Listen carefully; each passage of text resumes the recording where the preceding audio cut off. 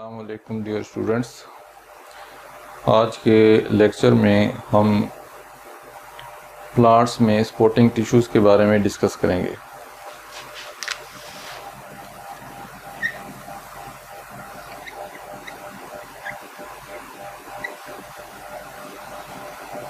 Plants में stem के अंदर कुछ टिश्यूज़ ऐसी होती हैं जो सपोर्ट प्रोवाइड करती हैं, जिनके नतीजे में स्टेम में हार्डनेस आ जाती है, स्टेम में रिजिडिटी आ जाती है और स्टेम सपोर्ट प्रोवाइड करने के काबिल होता है।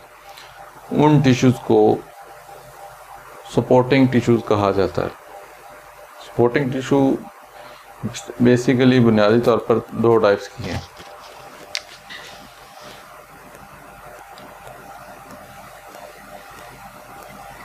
Sclerenchyma and collenchyma.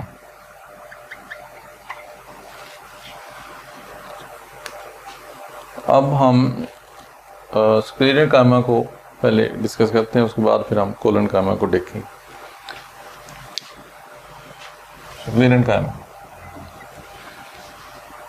स्क्लेरेनकाइमा ऐसी टिश्यू है जिसके सेल्स की सेल वाल बहुत ज़्यादा हार्ड होती है।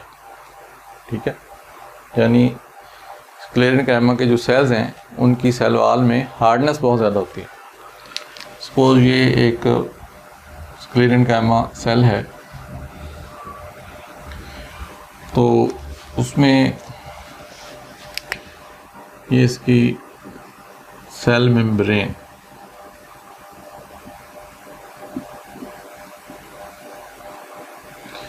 और सेल मेम्ब्रेन के बाहर फिर सेल वाल मौजूद है, और सेल वाल की दो लेयर्स हैं। यहाँ पे बाहर सेल वाल है, उसकी दो लेयर्स हैं। ये जो बाहर वाली लेयर है इसको कहते हैं प्राइमरी वाल, और इसके अंदर फिर एक और लेयर है इस तरह। ये लेयर काफ़ी थिक भी है प्राइमरी वाल के मुकाबले में, और काफ़ी हार्ड भी है।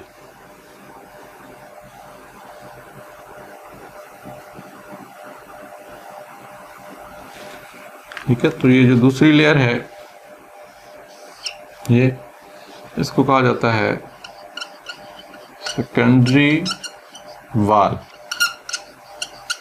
तो इस तरह स्क्लेरेनकाइमा के सेल्स की सेल वाल दो लेयर्स पर मुश्तमिल है।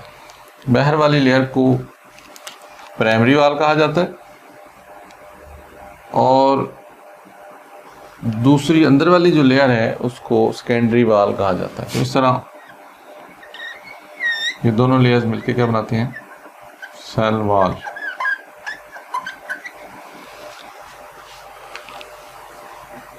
अब ये जो अंदर वाली लेयर है सेकेंडरी वाल, ये लिग्निफाइड है। It is lignified. लिग्निफाइड का क्या मतलब है? इसमें लिग्निन की डेपोजिशन है। There is deposition of lignin in secondary wall. ठीक है, इसलिए हम इसको कह रहे हैं लिग्निफाइड। तो क्यों कह रहे हैं?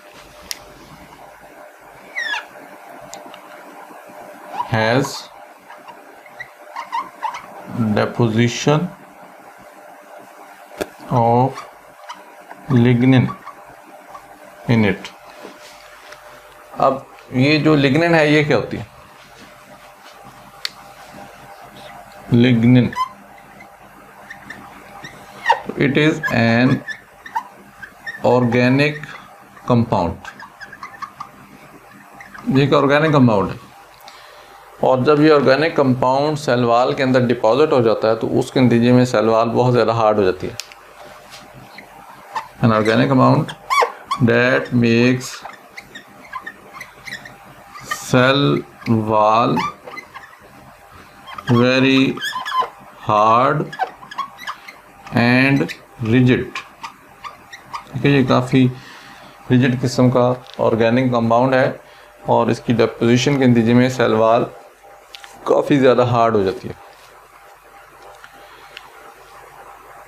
ये सेल वाल के अंदर जो कुछ भी है वो सारे के सारा उसको हम कहते हैं प्रोटोप्लास्ट। यहाँ पर ये जितना भी मटेरियल है सेल वाल के अंदर इसको कहा जाता है प्रोटोप्लास्ट, जिसमें सेल मेम्ब्रेन भी आ जाती है।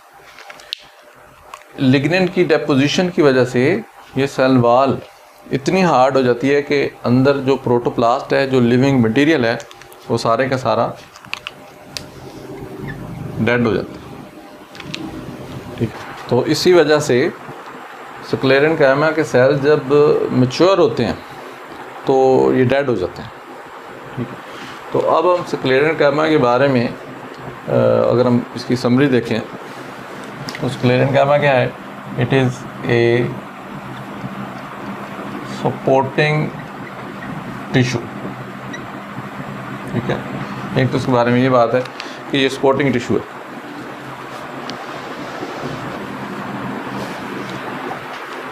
दूसरी चीज़ स्क्लेरेनकाइमा के बारे में जो हमने स्टडी की वो ये है कि इसके सेल्स में सेकेंडरी वाल होती है। Sales have secondary wall in their cell wall. Cells की सेल वाल में सेकेंडरी लेयर होती है। और फिर हमने देखा कि जो सेकेंडरी वाल है उसमें लिग्नेंट की डेपोजिशन है, यानी वो लिग्निफाइड है। सेकेंडरी वाल जो है इट इज़ लिग्निफाइड। ठीक है, और चूँकि लिग्निफाइड है तो इसलिए सेल वाल बहुत ज़्यादा हार्ड है। Cell wall is very hard and rigid. इतनी ज़्यादा रिजिड है कि मैच्योरिटी पे सेल्स की डेथ हो जाती है। तो इट सेल्स, ये जो टिश्यू है sclerenchyma, it cells are non living. इसलिए जब ये सेल्स मैच्योर होते हैं तो ये नॉन लिविंग होते हैं। तो ये तो था स्क्लेरेनकाइमा के बारे में इंट्रोडक्शन। अब ये टिश्यू पाई कहाँ पर जाती है? इट इज़ फाउंड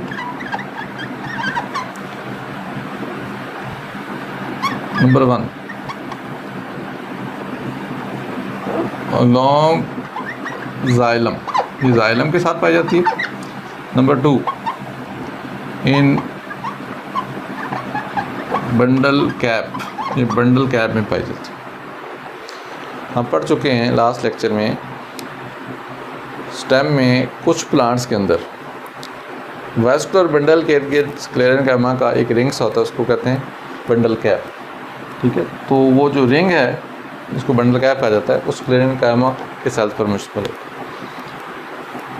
अब स्क्लेरेनकाइमा के जो सेल्स हैं ये 3 टाइप्स के हैं। 3 टाइप्स ऑफ सेल्स। ठीक है, तो एक जो टाइप है उन्हें कहा जाता है फाइबर्स। ये कैसे सेल हैं? ये लॉन्ग सेल्स, ये लॉन्ग होते हैं। ये सिलेंड्रिकल होते हैं, सिलेंड्रिकल, सिलेंड्रिकल यानी सिलेंडर की तरह। ऐसी शेप जिसमें साइड्स पैरेलल हों और एंड्स राउंड हो, तो ऐसी शेप को सिलेंडर कहा जाता है।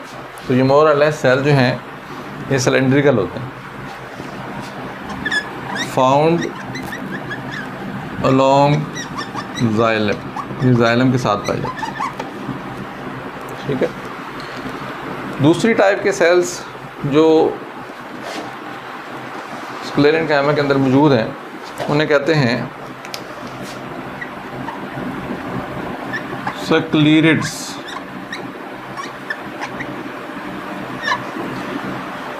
तो ये छोटे साइज़ के सेल हैं फाइबर्स के मुकाबले में, शॉर्ट देन फाइबर्स के मुकाबले में ये छोटे साइज़ के सेल हैं। और ये मुख्तलिफ शेप्स के होते हैं, जैसे ये सिलेंड्रिकल हैं फाइबर्स, तो स्क्लेरेट जो हैं these are of different shapes, these have different shapes. और ये पाए कहाँ पर जाते हैं? दीज आर फाउंड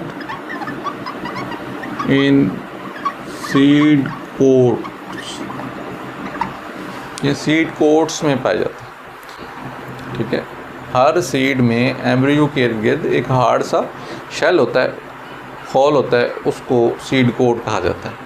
तो वो सीड कोट स्क्लेरेट्स का बना होता है। इसी तरह फाउंड इन नट शेल्स, ये नट शेल्स के अंदर भी मौजूद होते हैं। नट शेल्स भी स्क्लेरेट्स के बने। तो नट्स कहते हैं ऐसे फ्रूट्स को जिन के इर्द गिर्द एक हार्ड सा शेल होता है, जैसे अखरोट, आलमंड, बादाम। ठीक है, तो ऐसे फ्रूट्स को जिनमें एक हार्ड शेल होता है, ऐसे फ्रूट्स को नट्स कहा जाता है।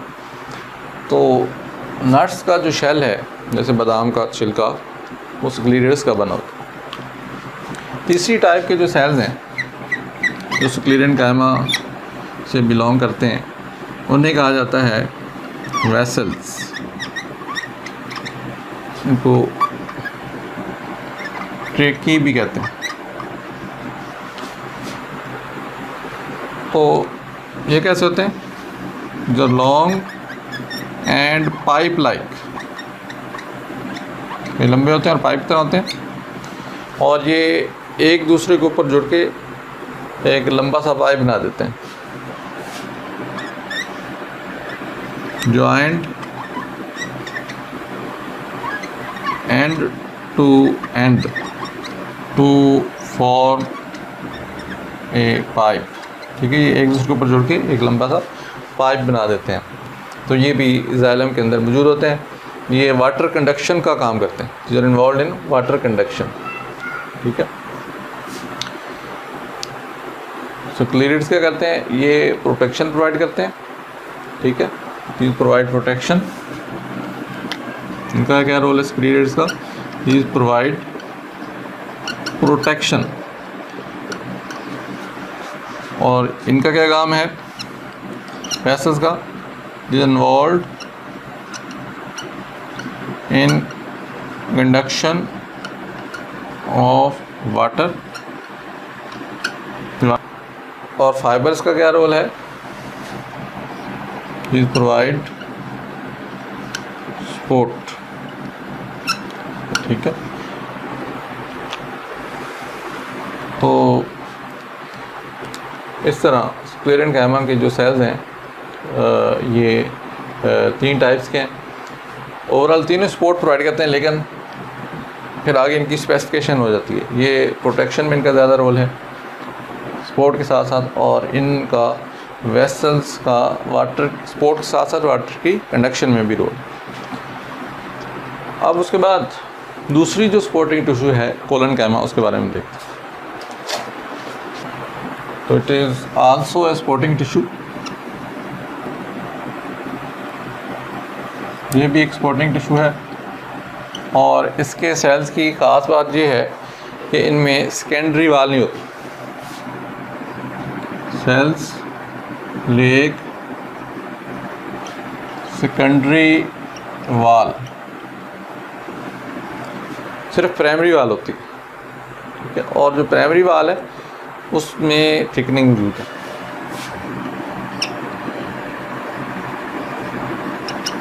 प्राइमरी वाल हैज़ एंगुलर थिकनिंग। प्राइमरी वाल में थिकनिंग है, लेकिन कैसी थिकनिंग है? Angular thickening. अब ये एंगुलर थिकनिंग कैसे होती है? तो सपोज ये एक सेल है स्क्लेरेनकाइमा सेल और ये इसकी सेल वाल है। ठीक है, अब सेल वाल सारी की सारी हार्ड नहीं है, सारी की सारी थिक नहीं है, मुख्तलिफ जगहों पे थिकनेस है। जैसे यहाँ पर एंगल्स के ऊपर डिफरेंट एंगल्स के ऊपर थिकनेस है। तो इस तरह की थिकनेस को कहा जाता है एंगुलर थिकनिंग। प्राइमरी वाल हैज़ एंगुलर थिकनिंग। तो इसके सेल जो है लिविंग होते हैं, सेल्स आर लिविंग,